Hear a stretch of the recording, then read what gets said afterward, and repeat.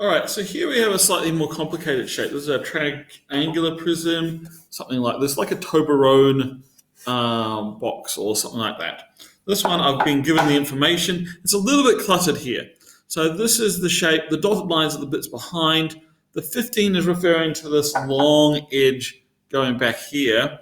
And then I've got a side here that says 10, so that's down this edge here, 10 along here, and then 8 up here. And then I'm also told that the vertical height is 7.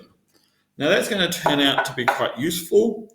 It is a little bit confusing how it's written there, but hopefully that'll be clear. So again, what we want to do is identify our sides.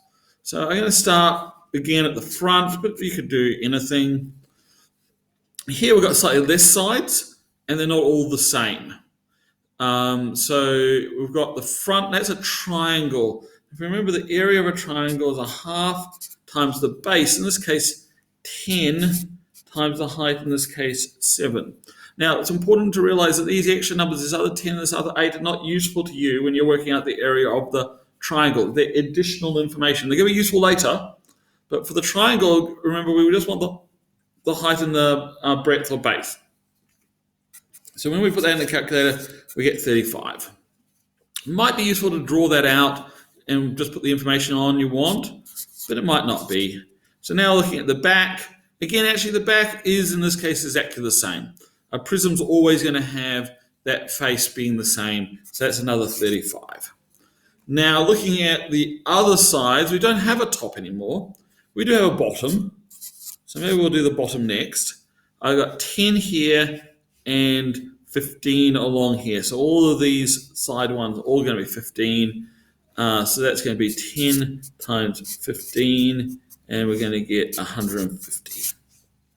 Now, we've got a left and a right, and these are not the same because the left has got a 10 by 15, and the right's got a 8 by 15. So my left is going to be 10 by 15, it's going to be another 150, and my right here, because and this is where I'd said this other information comes in useful on the triangle, is because it's part of this rectangle here. So this is going to be an 8 times 15, or 120. Now that's all the sides. So there's a one side, two sides, underneath side, side, that's all 5 sides. I can look at the shape 1, 2, 3, 4, 5. So that's all right. So again, my total surface area is going to be, adding all these together, 300, 420, 455, 490.